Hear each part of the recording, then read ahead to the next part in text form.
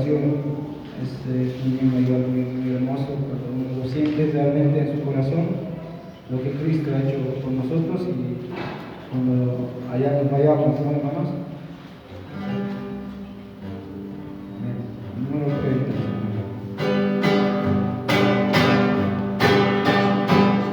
En la mansión do Cristo está, allí no habrá tribulación, ningún pesar, ningún dolor que me quebrante el corazón. Allí no habrá tribulación, ningún pesar, ningún dolor, y cuando esté morando allá, diré que no hay tribulación.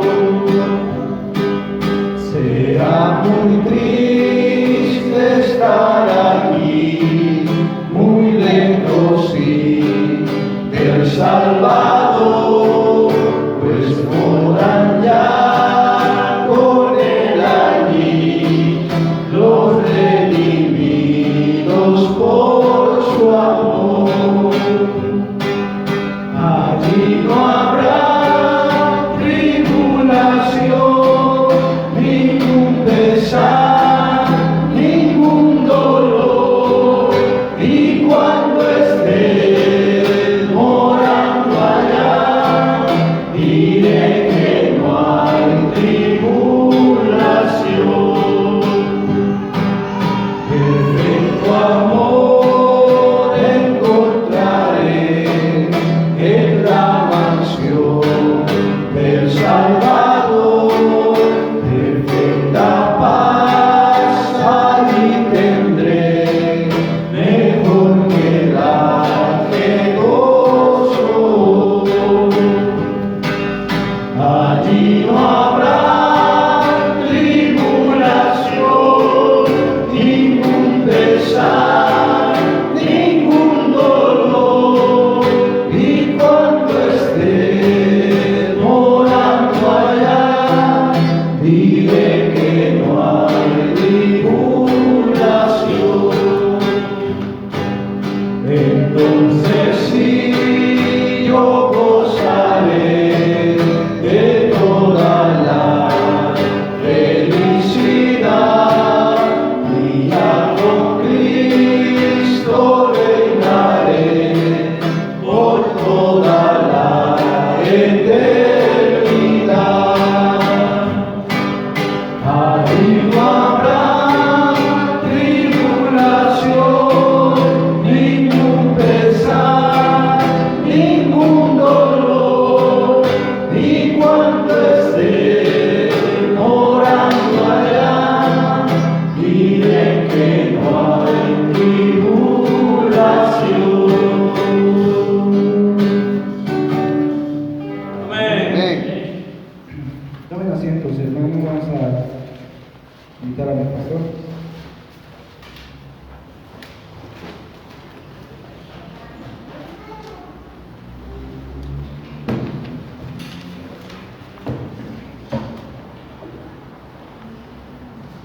Muy bien, buenas tardes hermanos, que Dios les bendiga, y hoy quiero estar hablando con ustedes acerca de la venida de nuestro Señor Jesucristo, y voy a estar usando aquí varios textos que nunca se usan para hablar acerca de este tema, Entonces varios de estos textos van a ser como novedosos para ustedes, pero están allí bien registrados en la Biblia, en la palabra de Dios. Si pueden buscar en primer lugar Tito, el capítulo 2, allí vamos a poner la base de nuestro mensaje, en Tito, el capítulo 2, y vamos a poner la atención en el versículo 11 en adelante. Tito capítulo 2 y versículo 11 en adelante, así dice la palabra de Dios. Porque la gracia de Dios se ha manifestado para salvación a todos los hombres. Quiero que recuerden la palabra ahí, se ha manifestado.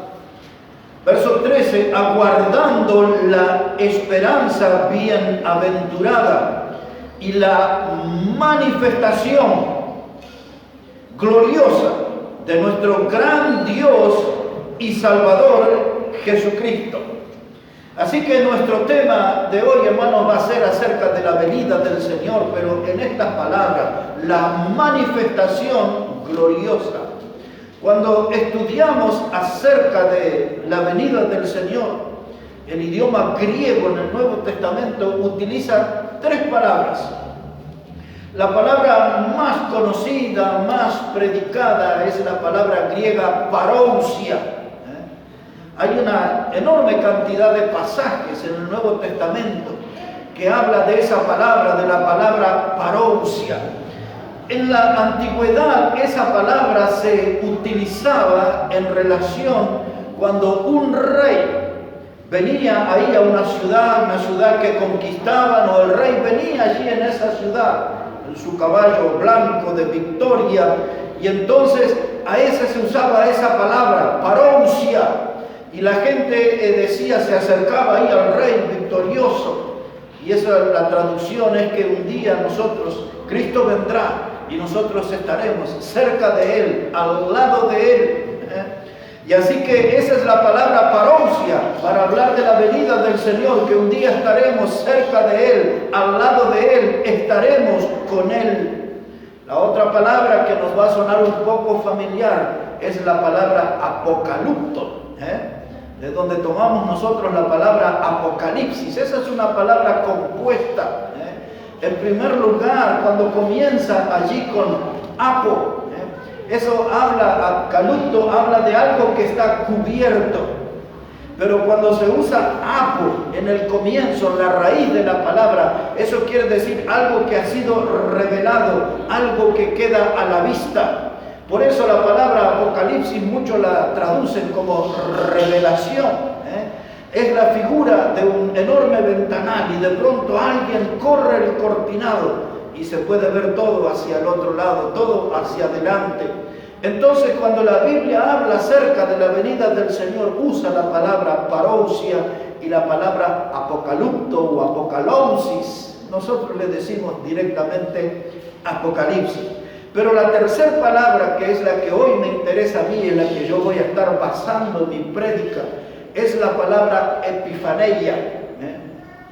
Esa palabra epifaneia aparece por lo menos 18 veces en el Nuevo Testamento y tiene que ver con este término, con la palabra manifestación.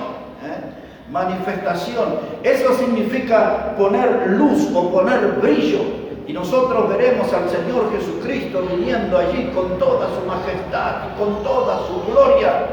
La palabra epifaneia también es una palabra compuesta.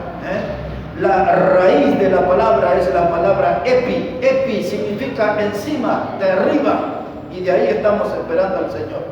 Que Él venga de encima, que venga de arriba. Y la palabra painei es la palabra mostrarse, la palabra revelarse, la palabra darse a conocer. Así que Cristo vendrá, hermano. Pero hablar de la venida del Señor en nuestros días suena como algo extraño en los púlpitos. Hablar de la venida de Cristo se transformó como en una doctrina un poco olvidada. Hablar de la venida del Señor Jesucristo en nuestros días es una doctrina casi ignorada. La gente desconoce acerca de este tema y muchos de los que hablan acerca de ella es para debatir. En la historia hay 3 grandes escuelas. Esas 3 grandes escuelas tienen una postura diferente en cuanto a la venida del Señor. Están los que se conocen con el nombre de los amilenialistas. Hay otros que se definen como los postmilenialistas, que Cristo vendrá después de la tribulación, después del milenio Él vendrá. Y después están los pretribulacionistas o premilenialistas. Y ahí generalmente la gran mayoría de los bautistas estamos en esa escuela. Creemos que Cristo vendrá a este mundo antes de la tribulación y antes del reino milenial. De modo que nosotros como bautistas, la gran mayoría, no todos, porque hay algunos que creen en las otras posturas. Pero la gran mayoría de los bautistas creemos en lo que se llama el regreso inminente de Cristo. Eso quiere decir que el Señor ya puede venir de un momento a otro. No hay necesidad de tener más señales. Ya todo está cumplido, ya todo está dado para que suene la trompeta y Cristo venga en las nubes a llevar a su iglesia. Hablar de la venida del Señor, usted no va a encontrar muchas iglesias que prediquen acerca de eso, porque es una doctrina que se ha vuelto como devaluada. O sea, yo dije que estaba olvidada, ignorada, pero también está devaluada. ¿Por qué uso esa palabra? Porque mucha gente ha dejado de creer en la venida del Señor. Muchos cristianos, y hay algunos que creen, dicen, sí, puede suceder, pero quizás dentro de algunos siglos. Pero todavía vemos algunos que creemos en el regreso inminente, que Él puede venir de un momento a otro, que ya está todo dado para que Él venga. Algunos de ustedes, lo que yo les voy a contar, ustedes lo tienen que buscar en algún libro de historia ya casi. Pero yo lo viví, lo viví, no lo leí en ningún libro. Cuando yo llegué a conocer a Cristo como mi Salvador, fue en el mes de junio del año 1979. Hace poco tiempo, ya se cumplió 42 años que creí en el Señor. De modo que yo viví en el Señor los últimos 20 años del siglo anterior. En el siglo anterior, en el siglo XX, se hablaba mucho de que Cristo viene. Y usted iba allí en un árbol y Cristo viene. Y hasta veía a veces un corazón con una flecha, Laura y Juan, y abajo Cristo viene. En los puentes se escribía Cristo viene, en los muros de la cancha de fútbol Cristo viene, en las universidades se hablaba Cristo viene, banderas, folletos, Cristo viene, Cristo viene. Y la gente, hermano, decía a los muchachos, no vaya a la universidad, no vaya a estudiar, salga a predicar porque Cristo viene. Y se hablaba así, en ese modo, dice, no estamos necesitando ya ingenieros, médicos, arquitectos, necesitamos predicadores, no estudie, salga a predicar, Cristo viene. Ese era el clima, ese era el clima. En la iglesia donde yo me convertí, una iglesia que creció rápidamente, cuando yo llegué era el número 12 ahí en la iglesia. Yo llegué a la segunda reunión, estaba formándose, creciendo. Y esa iglesia creció y se llenó de jóvenes. Y en aquel tiempo había mucha gente, hermanos, que hacía cálculos en cuanto al regreso del Señor. Una de las cosas que se escuchaba mucho era que Cristo iba a venir en el año 1988. Y en los púlpitos así, y en las prédicas, y se sacaban cuenta y tomaban la parábola de la higuera y sacaban ahí números y decían, ve, esto me da aquí y así. Y Cristo no nació en el año 0, sino que nació 4 años antes, 6 años antes, y ya le daban la fecha y todo. La gente estaba entusiasmada con eso. La gente miraba a Israel, y en esa iglesia, hermano, nos había llegado toda una línea de Brasil, desde San Pablo, de iglesias grandes que decían, no hay que comprar edificios, porque todo lo que nosotros compremos para hacer nuestras iglesias, nuestros campamentos, todo le va a quedar para el anticristo. Y ese era el clima que había en los 20 años últimos del siglo pasado. Siendo un jovencito, viví todo eso, escuché todas esas prédicas. Y nosotros también predicábamos y estábamos animados de que Cristo venía. Y pasó el año 1988 y no vino el Señor. Y las matemáticas, y algunos ya sacaban cuentas de nuevo y en dónde le erramos y de cálculo. Y entonces una gran cantidad de personas dicen, no, va a venir en el 2000, en el año 2000. Y ahí se empezó a juntar que iba a venir Cristo en el año 2000. Y así se mantuvo el entusiasmo, pero ya pasaron 21 años del año 2000. Entonces mucha gente de aquellos tiempos, que la doctrina era importante, que se predicaba esa doctrina bíblica tan importante, se volvió devaluada. Y entonces, ¿qué es lo que surgió en el año 2000 a nuestra parte? En las iglesias se dejó esa doctrina, se olvidó, se la abandonó, ya no se predica en las iglesias y empezaron a predicar prosperidad económica. Como no nos vamos, como nos quedamos, vamos a pasarla bien en la tierra. entonces usted tiene que ser próspero y tiene que tener negocio y tiene que ganar plata y tiene que esto, que lo otro, y vamos a apoderarnos, y hablaban de la teoría del dominio y que los cristianos vamos a tener un control en las universidades, en los canales de televisión, en todos los medios de comunicación, vamos a copar todo y vamos a establecer el reino de Dios en la tierra. Eso empezaron a predicar. Y para establecer el reino de Dios hay que tener plata, y eso es todo lo que usted escucha en los púlpitos hoy. Las doctrinas de la prosperidad, que no tienen ningún fundamento, ni hay promesas de Dios para que los cristianos se vuelvan ricos y exitosos y todo eso. Ya en el próximo mensaje voy a profundizar sobre eso, de cómo Dios no nos salvó para ser exitosos, ni famosos, ni ricos, ni ninguna de esas cosas que hoy se predica. Pero mire cómo pasamos de un extremo a otro. La última generación del siglo pasado, todo, Cristo viene, nos vamos con Él. Ahora ya en el siglo XXI nos quedamos, vamos a hacer tesoros aquí en la tierra, que nos quedamos aquí. Y esa doctrina se perdió, se olvidó, pasó como al olvido. Pero mire, hermano, aquí en la palabra de Dios, si puede ir ahora a la primera carta de Pedro. En la primera carta de Pedro vamos a perseguir esa palabra, la manifestación gloriosa, la palabra manifestación, porque sea que la gente crea o no crea, predique o no predique, Cristo va a venir y va a venir en su tiempo, y esa manifestación gloriosa, como decía Tito, va a suceder tal cual está escrito en la palabra de Dios, más allá de los cristianos incrédulos. Escuche bien lo que le digo, cristianos incrédulos. Porque hoy, hermano, hay todo un ateísmo moderado en las iglesias. Estoy diciendo que en las iglesias hay muchos cristianos que ya no creen en la palabra de Dios. Entonces, hermano, por más que ellos no crean y por más que quieran hacer tesoros en la tierra, Cristo va a venir igual, porque así está prometido en la palabra de Dios.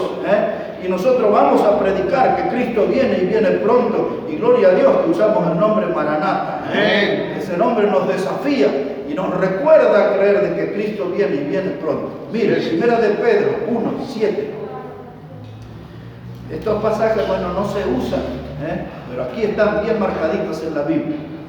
Dice primera de Pedro 1:7, para que sometida a prueba vuestra fe, mucho más preciosa que el oro, el cual aunque perecedero se prueba con fuego, sea hallada en alabanza, gloria y honra cuando sea, ¿qué cosa? Manifestado Jesucristo. Ahí ese texto dice que Cristo va a volver, Él se va a manifestar. La palabra epifaneia ahí aparece, y observe ahora el verso 13. Versículo 13 dice Pedro, por tanto ceñid los lomos de vuestro entendimiento, sed sobrios y esperad por completo en la gracia que os traerá cuando Jesucristo sea manifestado. Epifanía. La manifestación del Señor, Él regresará, Cristo se manifestará. Y ahora Pedro dice, tenemos una fe que es más preciosa que el oro, y esa fe hay que cuidarla, esa fe hay que protegerla hasta que Cristo venga, hasta que Él sea manifestado. Amén.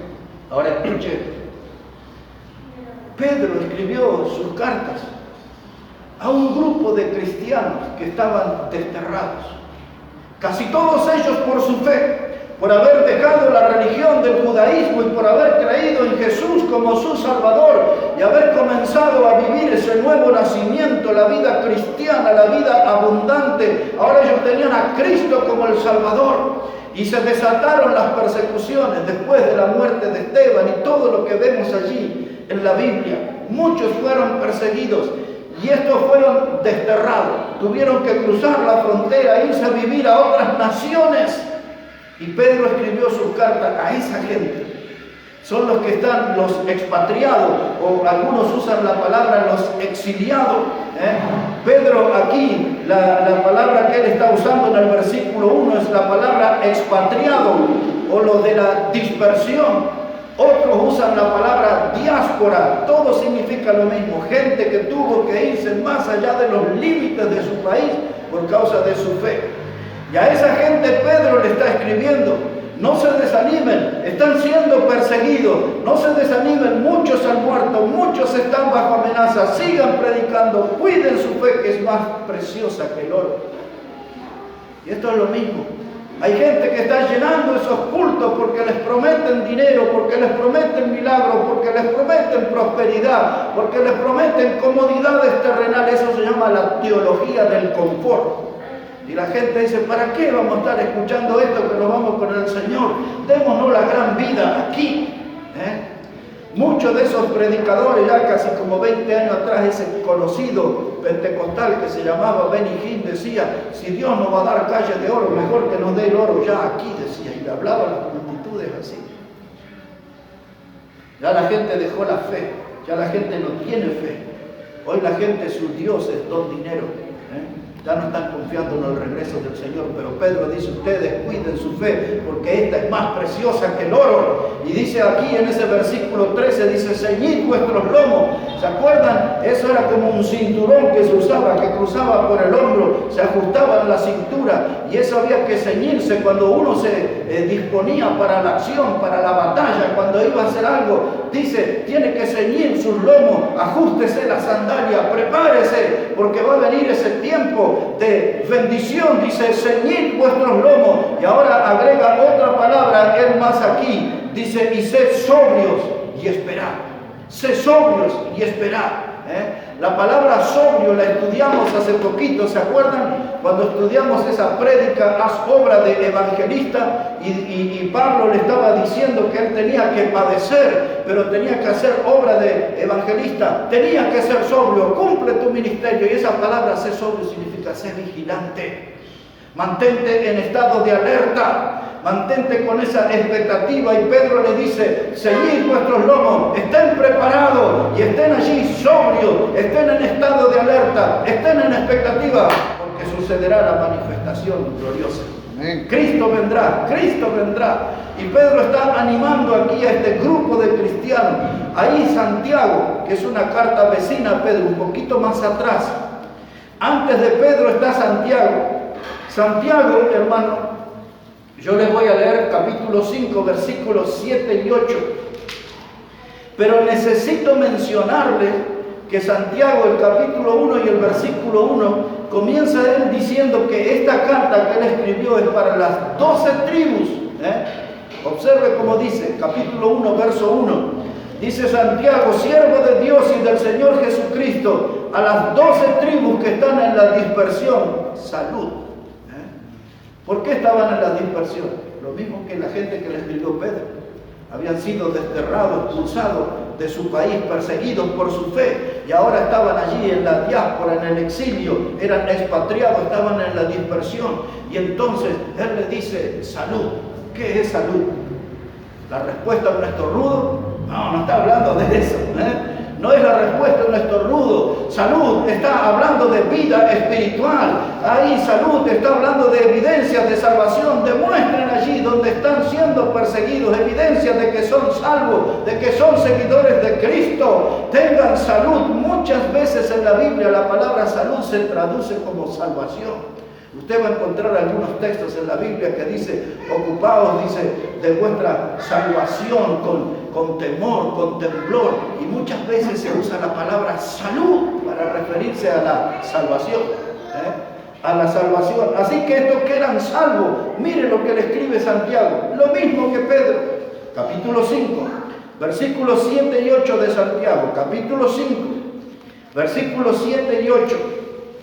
Dice, por tanto, hermanos, tened paciencia. ¿Hasta qué? Hasta la venida del Señor. Mirad como el labrador espera el precioso fruto de la tierra, aguardando con paciencia hasta que recibe la lluvia temprana y tardía.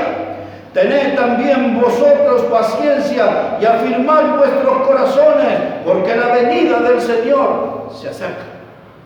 Hay otra gente que está ocupado en otros asuntos, en otros negocios. Hay gente que está enfocado en cosas terrenales y temporales. Pero Pedro y Santiago animan a los creyentes perseguidos a que esperen el regreso del Señor. La venida del Señor se acerca, la venida del Señor se acerca. Y en este mundo que nosotros estamos viviendo, la gente quiere ver cuándo se va a comprar su auto de alta gama. La gente quiere saber cuándo va a tener su celular 5G. La gente habla de cosas así, hermanos, materiales, pero nosotros en la Iglesia Bautista decimos, tengan aquí la mirada puesta en Cristo, porque la venida del Señor se acerca.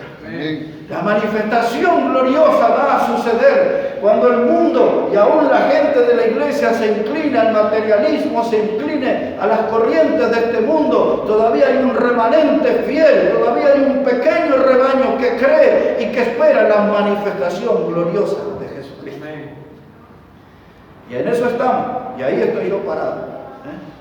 Yo soy de los que creen en la manifestación gloriosa de nuestro Señor Jesucristo. No tengo dudas, Cristo viene pronto. Y ahora los voy a llevar a algunos pasajes no conocidos, pero bien marcaditos aquí en la Biblia. Primera de Corintios 1, verso 7. Primera de Corintios, el capítulo 1 y el versículo 7. Pablo le está hablando ahí a esta congregación y él les quiere hablar acerca de esa manifestación gloriosa. La manifestación de Cristo, el regreso de nuestro Salvador. Primera de Corintios, capítulo 1, versículo 7. Mire cómo dice la palabra de Dios. De tal manera que nada os falta en ningún don, esperando la, ¿qué cosa? La manifestación de nuestro Señor Jesucristo. Mire, cuando paso... El tema es la manifestación, pero cuando Pablo le dice a esta iglesia, nada le falta, no le falta ningún don. Y era la verdad. ¿Sabe que en la Biblia esta iglesia de Corinto era la única iglesia que está registrado que tenían todos los dones tenían la iglesia esa, pero también tenía todos los problemas que usted se pudiera, ahí estaba en esa iglesia. No los voy a repasar a todos los problemas, pero cada capítulo que usted lee es un problema diferente en esa congregación. ¿Y por qué si tenían todos los dones había tantos líos? Por lo mismo que nos va a pasar a nosotros. Si tenemos sepultureros de talento, gente que Dios ha capacitado con dones y con talentos, y no los usan para beneficio de los hermanos, para edificación de los hermanos, vamos a tener problemas en la iglesia también. Pero cuando todos usan ese talento y ese don dado por Dios, hay una iglesia que se potencia, hay una iglesia que es poderosa. Por eso no hay que ser mezquino y usar los talentos y los dones que Dios nos ha dado. Dice Pablo, ustedes tienen todos los dones, dice, y ahora dice, tienen que estar esperando la manifestación de nuestro Señor Jesucristo. A pesar de todos los escándalos que había en la iglesia, a pesar de todas las divisiones, los problemas, los seguidores de Pablo, los seguidores de Apolo, los seguidores de Cefas, que era Pedro, a pesar de aquel joven inmoral que tuvo relaciones con la mujer de su padre, a pesar de que se volcaban a los ídolos y comían de los sacrificados a los ídolos, a pesar de que los hermanos se peleaban, escuche eso, se peleaban en la iglesia y en vez de hablar con el pastor, con el predicador, iban a los jueces, a los tribunales del mundo para arreglar sus diferencias. Una vergüenza esa iglesia. Y hablaban en lengua y aquello era un descontrol en esa iglesia. Y se juntaban para recordar el Señor, su muerte, sepultura y resurrección, y se daban unos tragos de más, y se ponían a comer, y un desastre era todo ahí. Pero Pablo dice, hay una cosa que no tienen que perder de vista, es la manifestación de nuestro Señor. Una iglesia puede tener todos los problemas, pero no debe olvidarse de la manifestación gloriosa del Señor Jesucristo. Cristo viene y viene pronto.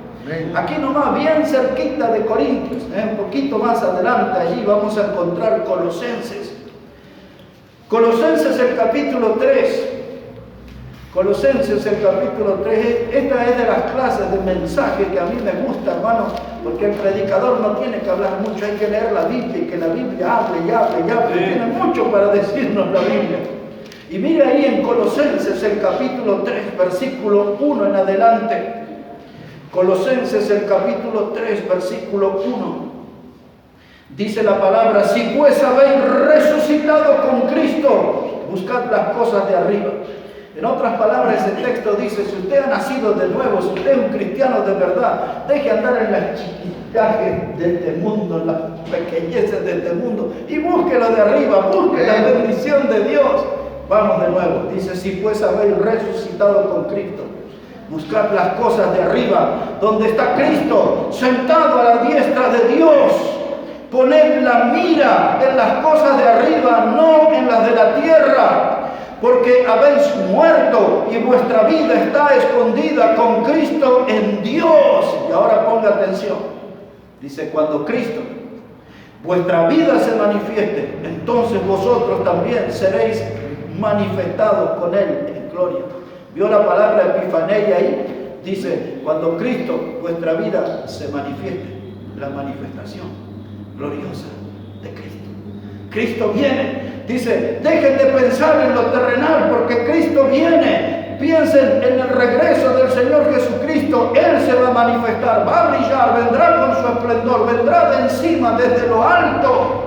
De ahí estamos esperando al Salvador. Desde lo alto esperamos la bendición. Dejad de pensar en lo terrenal. No lo voy a explicar, pero solo le voy a leer la primera frase del verso 5. Mire cómo comienza diciendo, hacer pues morir lo terrenal. A mí me hace acordar a algunos de mis compañeros de la juventud. Si estarían acá le dirían, hermano, vamos a hacer a corto, olvídese de eso y empiece a pensar en la manifestación gloriosa. Amén. Así hablaban, haga la corta, ya deje eso y empiece a pensar en la manifestación gloriosa.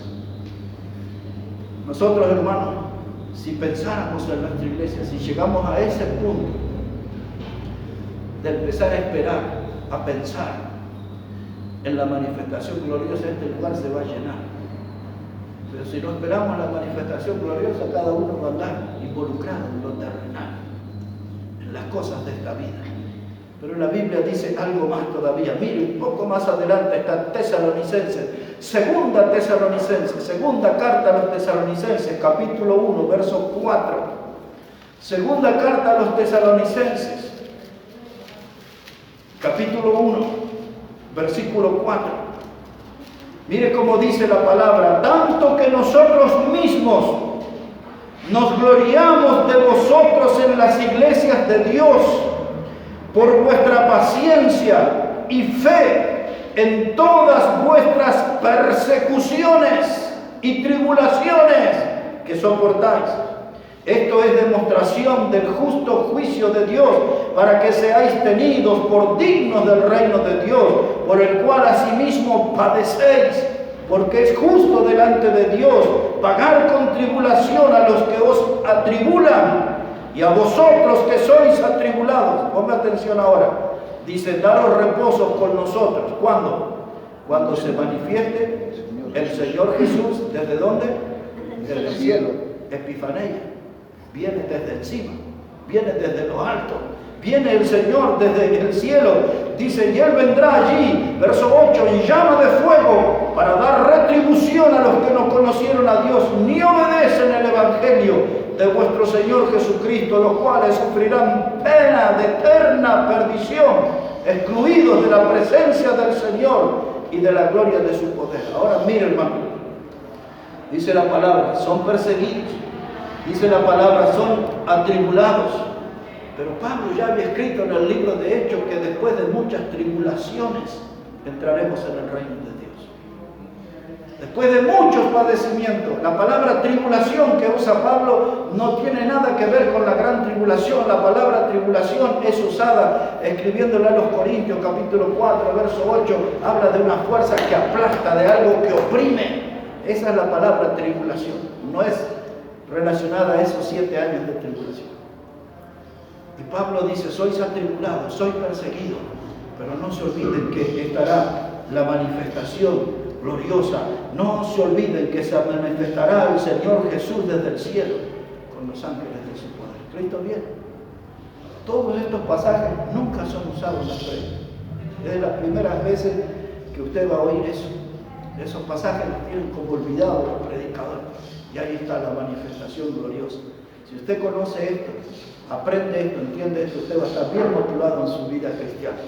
Va a estar bien motivado en su vida espiritual, porque el saber que Cristo viene y viene pronto, ese es algo que me influencia a mí para ser más puro y para ser más santo.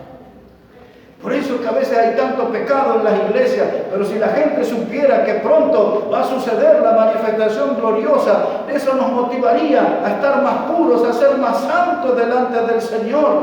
La manifestación gloriosa. Ahora, miren hermano, esta gente a los que Pedro le escribió, la gente a los que Santiago le escribió, la gente a los que Pablo le escribió, todos estaban en persecución. Y ellos tenían que estar manteniendo la esperanza de la manifestación gloriosa. Aquí nosotros ya estamos, hermano, en días de una persecución. Yo quiero, para que no haya una confusión, yo creo que Cristo vendrá antes que se desate la tribulación, pero ya hay una persecución en el mundo. El año pasado, cuando prediqué un mensaje que se llamaba Nosotros los de la otra mejilla, yo conté la cantidad de prisioneros que hay en China y cómo le hacen el lavado de cabeza a los cristianos para sacarle todas sus doctrinas y llenarle de los principios del comunismo. Expliqué todo como en Corea del Norte, cómo los ponen presos, cómo los torturan, todo lo que hacen. Ya muchos, en ese mensaje recuerdo haber dicho que hay una estadística bien seria de que más de 250 millones de cristianos están siendo perseguidos en nuestros días en el mundo. Y ahora también, hace pocos días, hubo una carta a la ONU, a la Organización de Naciones Unidas, para que le quiten los derechos a los cristianos. Escuchen bien eso, porque de eso voy a predicar el sábado que viene. A la Organización de las Naciones Unidas ya se les ha enviado carta para que le quiten los derechos a los cristianos y que no tengan libertad de predicar sobre la familia, sobre eso de que dice la Biblia que la familia está compuesta por un varón y una hembra, como dice el libro de Génesis. Y entonces ya hay presión y hay todo eso, hermanos, para que no dejen predicar más eso. Que no se deje predicar en contra del homosexualismo. Eso no quieren que se predique en contra de lo que el mundo equivocadamente le llama el matrimonio de iguales. Y así tantas cosas. Ayer vi un video, es una cosa tremenda, hermano, tremenda ese video, donde un muchacho joven decía, el título del video era "Vamos por tus hijos". El muchacho decía cada rato, como un predicador, "Vamos por tus hijos, vamos por tus hijos". Y cómo los iban a transformar en homosexual. Esto lo van a cortar, hermano. Cuando escuchen los del Facebook lo van a cortar. Y entonces así con una sonrisa, como disfrutando, decía, "Vamos por tus hijos y vamos en el colegio y les vamos a enseñar". Y explicaba todo el plan, todo lo que ellos ya están haciendo hoy, todo lo que nosotros hemos visto aquí en la Argentina, la ley del aborto, de los movimientos de los pañuelos verdes, el matrimonio de iguales, todo eso que se ha aprobado aquí. Y ahora ya esta semana, no sé si ha oído que aún del misma gente del poder, de los candidatos a diputados ahora, y el mismo presidente ha hablado de la legalización de la marihuana. Ya hay que fumar marihuana. Esta semana ya se habló de eso acá. Y hacia eso vamos, y a todo eso vamos. Y entonces de eso, de que cada uno es como se percibe, y hay que apoyar las creencias de ellos, de transgéneros y todo ese tipo de cosas. Todo eso está. ¿Y qué vamos a hacer nosotros? Cómo han sido perseguidos ya desde hace años, por lo menos 20 años comenzó la persecución en los Estados Unidos para que los predicadores casen homosexuales.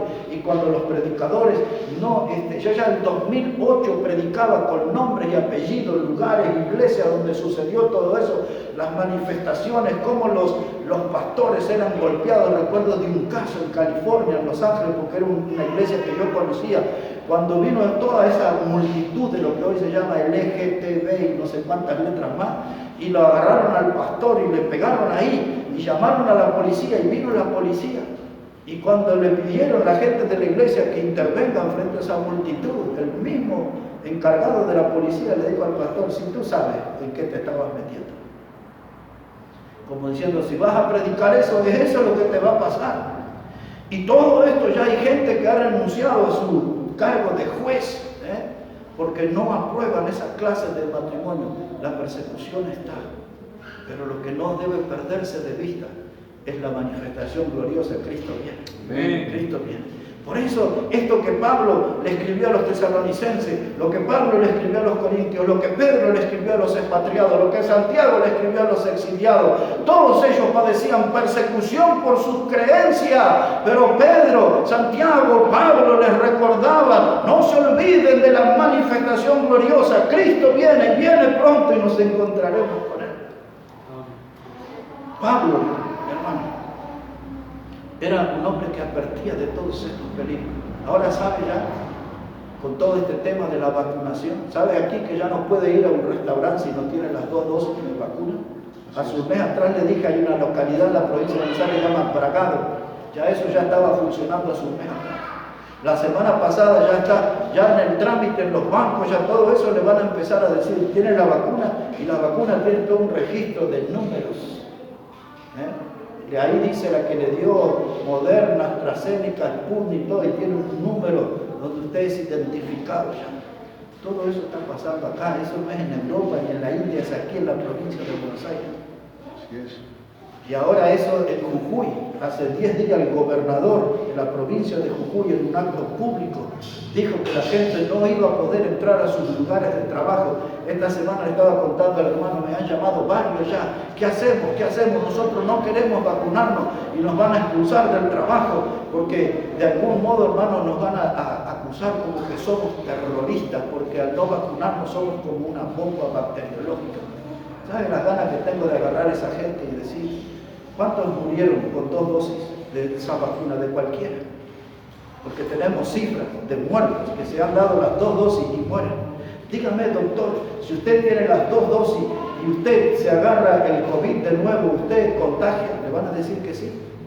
O sea, por más que tenga las 2 dosis y usted quiere a mí privarme de mi libertad y de tantas cosas porque yo no me vacuno, porque dice que soy un terrorista bacteriológico, que soy una amenaza a la población, cuando aún los que son vacunados pueden contagiar a otros.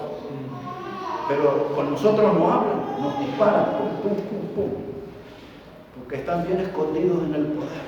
Y esa es la forma de persecución. ¿Sabe qué, hermano?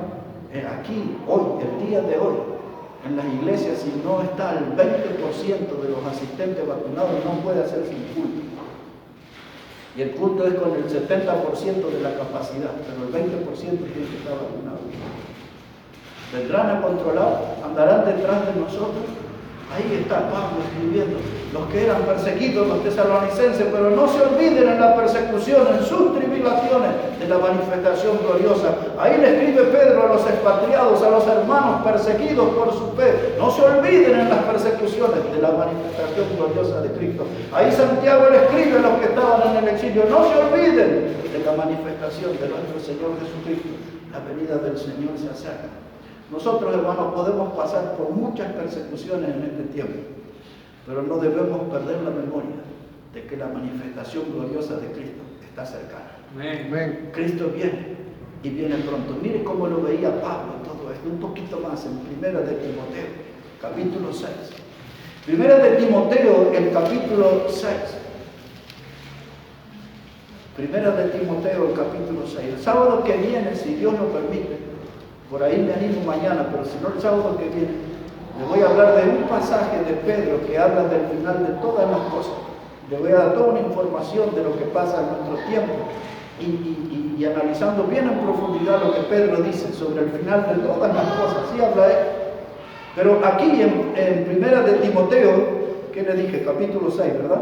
Así es. Primera de Timoteo, el capítulo 6, versículo 12. Mire cómo dice la palabra de Dios.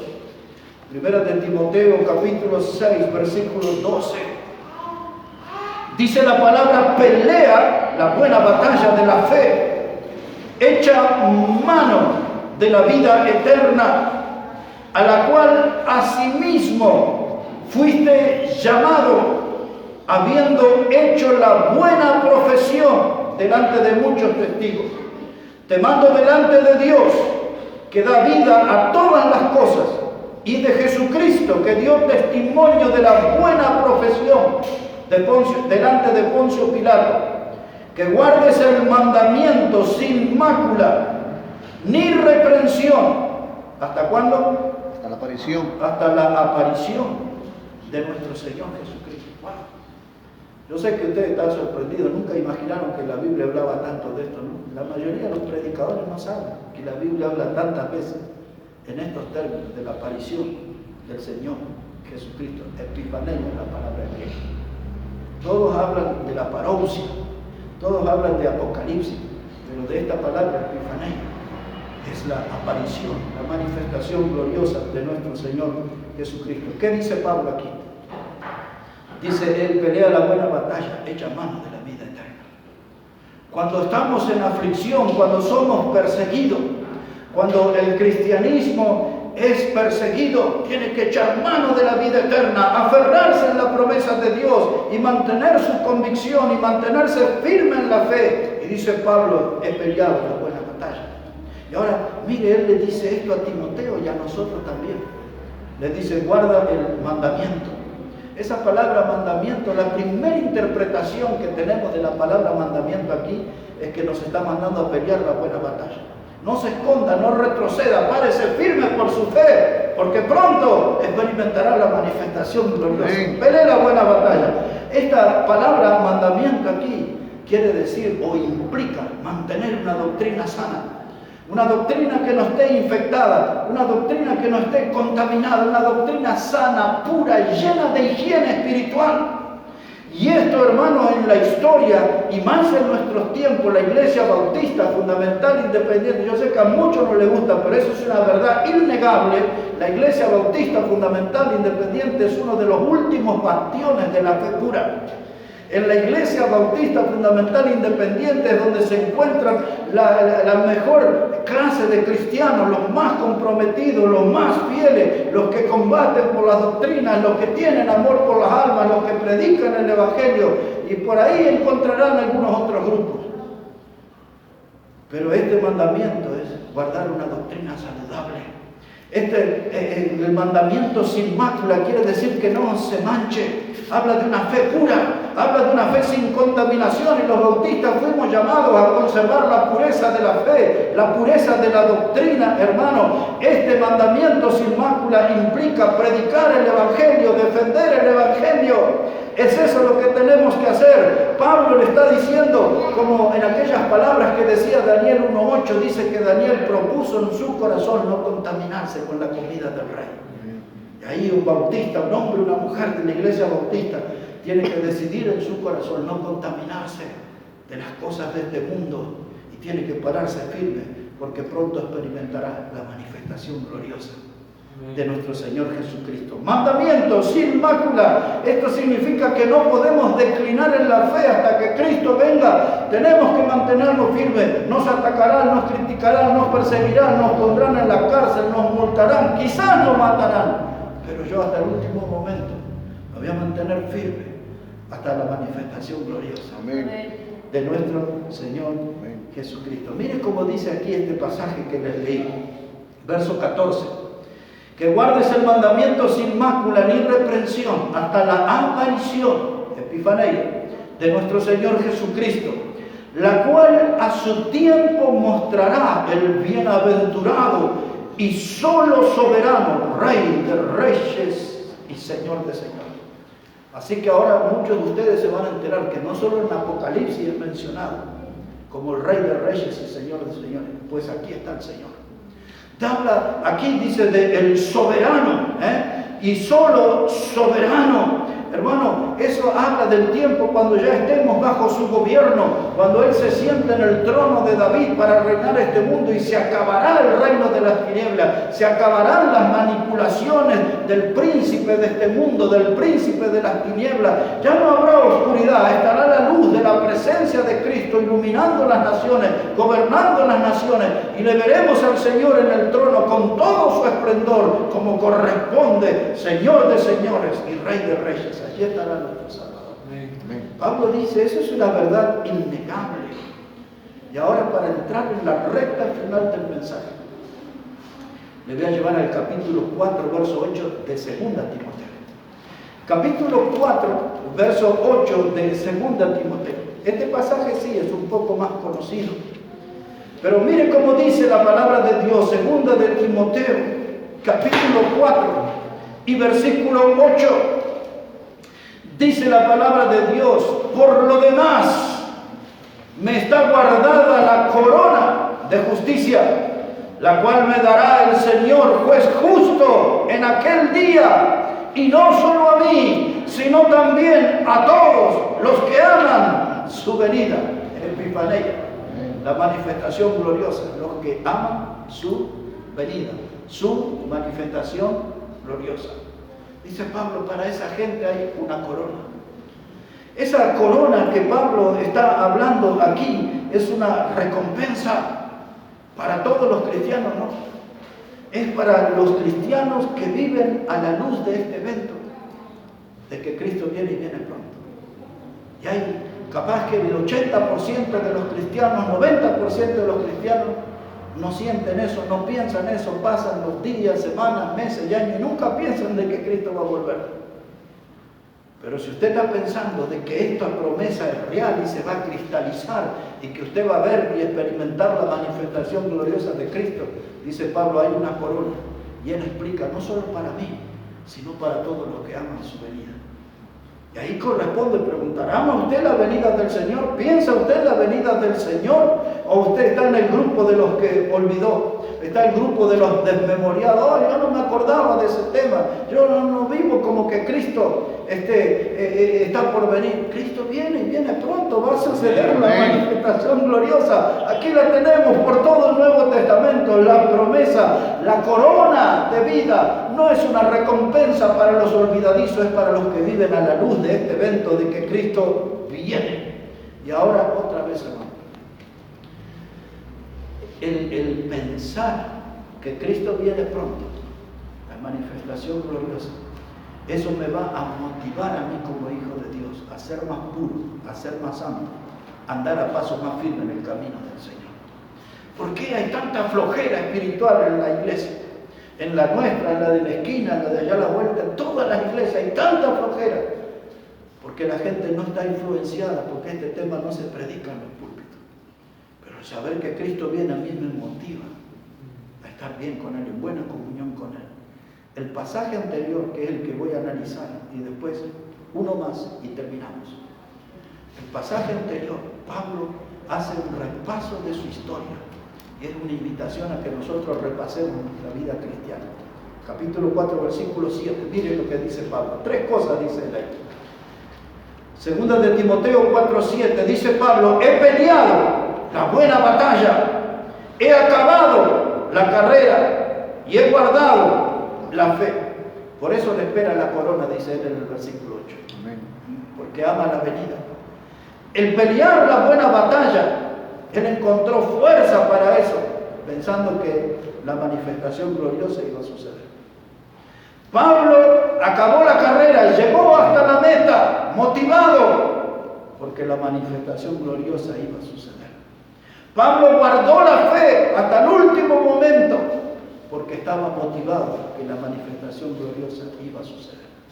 Y si eso fue lo que Pablo le motivó, yo le voy a hacer un comentario de cada una de esas cosas. En primer lugar, cuando Pablo dice, yo he acabado la carrera, quizás la palabra carrera debe ser reemplazada por caminata, dicen algunos. Una caminata agitada. Vio, la gente sale a caminar. Yo ya no puedo correr, puedo caminar, ¿no? Y caminamos, hasta que nos cansamos. Es esa la carrera que él habla, es una caminata que lo deja uno cansado. ¿Cuál caminata? Su carrera apostólica, su caminata como apóstoles por los caminos polvorientos, esos caminos que solo Dios conocía. Él iba predicando la palabra, llevando el mensaje del Evangelio. Él está hablando de su carrera apostólica, de su carrera como mensajero, su carrera como predicador, su carrera como un hombre que daba testimonio acerca de la salvación eterna en Cristo. Y ahora que sabemos eso, ¿cómo va nuestra carrera? ¿Cómo está nuestra carrera? ¿Estamos predicando? ¿Estamos animando a otros? ¿Estamos invitando? ¿Estamos dando testimonio de nuestra fe? Porque si no hacemos esas cosas, vamos a estar mal en la carrera. Pablo dice, yo he acabado la carrera. Él está diciendo aquí, esa carrera de la predicación, del ministerio, del servicio, eso no me da tiempo para el descanso. No me puedo detener, tengo que caminar y caminar, tengo que ser incesante, tengo que hacer un gasto de energía total, Por eso él le escribe. Dice, él escribe a los mismos Corintios en la segunda carta, capítulo 12, verso 15, le dice estas palabras, le dice, yo con el mayor placer gastaré lo mío, aunque amando más sea amado menos. Cuando le habla a los Corintios dice, gastaré lo mío, está hablando de su vida, de sus años, está hablando de su energía, que él se iba a entregar por completo a predicar la salvación en Cristo. Dice, con el mayor placer gastaré lo mío. Cuando uno ve eso, dice, y a los creyentes a veces ni lo vemos en la iglesia, ni con placer ni sin placer no lo vemos, pero Pablo nos marca el camino, dice, en las cosas de Dios hay que entregarse enteramente con el mayor placer, gastaré lo mío. Un predicador me citó en estos días de una frase que yo usaba bastante, no es mía, era de Wesley. Él decía, Juan Wesley, un predicador metodista, decía, es mejor gastarse antes que oxidarse. Y hoy estamos viviendo días de cristianos oxidados. Cualquier cosa oxidada ya está casi en desuso. Y hoy la mayoría de los cristianos están en desuso. Pero Pablo dice, ese no es el modo. El modo es que yo con el mayor placer gastaré lo mismo. Voy a invertir mi vida, voy a invertir mi tiempo en la obra de Dios, en el camino del Señor, en esta carrera, la carrera de la predicación. Las mismas cosas o principios le transmitió a los Corintios, cuando en la primera carta, capítulo 9, verso 24, dice que todo aquel que corre la carrera, dice, es para obtener el premio. Dice Pablo, corred de tal manera que obtengáis el premio. Háganse, hermanos, hasta llegar al podio, no descansen hasta llegar al podio, no estén allí corriendo y mirando cómo otros son laureados y coronados desde lejos. No, usted corra de tal manera que obtenga el premio. Pablo dice, ese es el modo de correr la carrera. Y él le dice a los filipenses, le dice en el capítulo 3, verso 13, dice, no es que yo ya lo haya logrado todo, dice, yo prosigo a la meta. Y después da una explicación, olvidando lo que queda atrás y extendiéndome a lo que está delante, prosigo a la meta, al supremo llamamiento de Dios en Cristo Jesús, y explica, ese es maravilloso. La carrera está en la meta. Él está mirando que tiene que llegar a la meta, porque allá en la meta le espera su Salvador, la manifestación gloriosa. Ahí está el que da la recompensa. Es lo que dijo en el versículo 8, el Señor juez justo. El que no comete errores a la hora de la premiación, Él me está esperando en la meta, Él me está esperando en el final de la carrera. Es lo mismo que escribe el autor a los Hebreos, capítulo 12, versículo 1 y 2, dice, teniendo alrededor nuestro tan grande nube de testigos, corramos con la carrera que con paciencia que tenemos por delante, puesto los ojos en Jesús. Amén. Allá está Jesús en la meta. Yo estoy motivado a llegar con Él. ¿Cuándo me voy a encontrar con Él? En la manifestación gloriosa.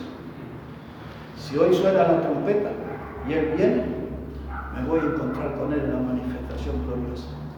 Y si me toca la sombra de la muerte, me van a tirar ya en el cementerio de Flores y se va a abrir el sepulcro, la trompeta, y me voy con Él en la manifestación gloriosa. En la manifestación gloriosa. ¡Qué maravilla! Dice, prosigo a la meta, hermano. No deje de mirar la meta en su carrera, porque allá está Cristo. Y la Biblia dice, puesto los ojos en Jesús allá. Por eso estoy motivado. Me critican, me atacan, me persiguen, me amenazan, pero yo sigo adelante, puesto los ojos en Jesús. Amén. Mire la segunda cosa que él dice. Dice, y he guardado la fe. La palabra fe aquí la podemos interpretar de dos maneras. Las dos son válidas. Puede ser que le esté hablando de su fe para salvación. Cristo me salvó, yo puse mi fe en Él y estoy guardando esa fe con Él. Pero también es muy posible que cuando Él dice he guardado la fe, he guardado el Evangelio. He cuidado el Evangelio que no sea afectado, he cuidado el Evangelio que no sea contaminado. Él le escribió, hermano, a los Gálatas. Y cuando usted lee Gálatas, capítulo 1, versículos 6 a 9, Él le dice a ellos, dice, cómo ellos, hermanos, dice, se fueron detrás de otro evangelio, y les explica, dice, no es que haya otro evangelio, es que algunos lo han pervertido.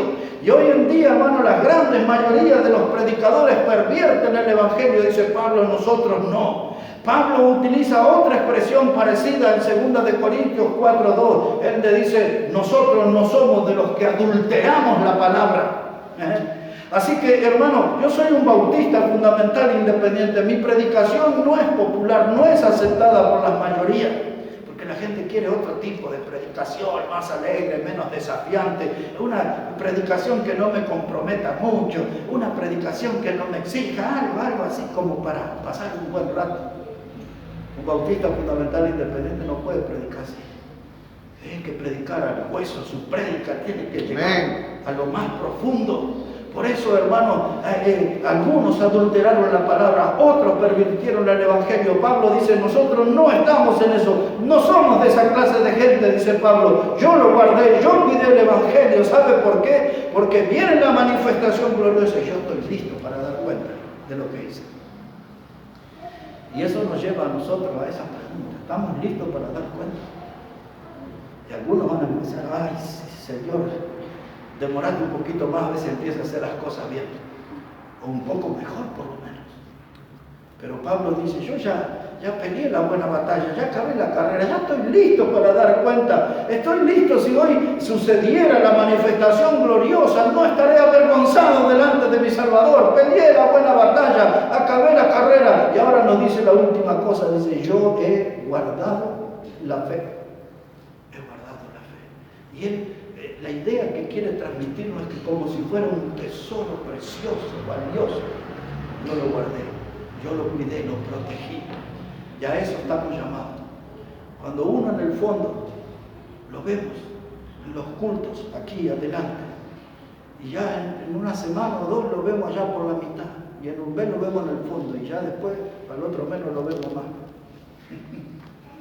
Pero yo tengo que guardar la fe, yo tengo que seguir adelante, motivado, aferrado a la fe, tengo que cuidar la fe, la palabra de Dios. Aquí Pablo, hermano, está mirando el futuro y él se ve como un vencedor. Yo estoy en el podio, dice él. Yo estoy. Por eso el Señor, que es juez justo, Él me dará mi corona. Hay un texto en Apocalipsis que dice que nadie robe tu corona. Hay muchos que están perdiendo su corona. Está hablando de recompensa, de premiación. Que estamos medio flojos. Que la persecución, que el virus.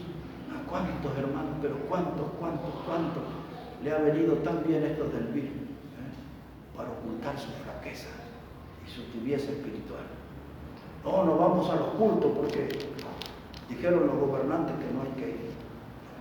No vamos a los cultos porque hay leyes y esto y lo otro. Pero en realidad no van a los cultos porque no están corriendo bien la carrera, porque no están peleando la buena batalla y por supuesto que no están guardando la fe. Y ahora aterrizamos y terminamos pensando en la manifestación gloriosa de Jesucristo. Yo les dije que ese tema, por eso es el motivo en que yo estoy predicando esto hoy, para que este tema pueda influenciar en nuestra vida, para que seamos más puros, más santos. Amén. Y lleguemos a esa manifestación gloriosa, cara a cara con el Señor. Que sea una realidad, no una letra memorizada, ese himno, cara a cara, espero verle más allá del cielo azul, cara a cara en plena gloria, yo veré al Señor Jesús. ¿Para qué lo va a ver? ¿Para avergonzarse? Pero si usted realmente corrió la carrera, peleó la batalla, guardó la fe, va a ser un gozo ver al Señor cara a cara. Amén. Estaremos ahí con Él. Mire cómo termina el mensaje. Y el texto que les voy a leer lo resume todo. Primera de Juan, capítulo 3, y ese es el final. Primera de Juan, capítulo 3, y los versículos 2 y 3. Mire cómo dice la palabra de Dios allí. Primera carta de Juan, el capítulo 3, y los versículos 2 y 3. Dice así la palabra: amados, ahora somos hijos de Dios, y aún no se ha manifestado lo que hemos de ser. Pero sabemos que cuando Él se manifieste, Jesús, epifaneia la palabra, epifaneia, cuando Él se manifieste, seremos semejantes a Él, porque le veremos tal como Él es. Y todo aquel que tiene esta esperanza, ¿qué esperanza? La manifestación gloriosa. Todo aquel aquel que tiene esta esperanza, que Cristo viene, la esperanza de la manifestación gloriosa, dice aquí Juan, se purifica a sí mismo, así como Él es puro. Así que, si usted está entre los que cree la venida del Señor, si usted cree de verdad la manifestación gloriosa, entonces purifíquese como Él es puro. Que este tema hoy nos exhorte, nos anime, nos empuje a ser más puros, a ser más santos, porque estaremos cara a cara en la manifestación gloriosa. Amén. Epifanía. Cristo viene y viene pronto. Y vamos a orar a Él ahora para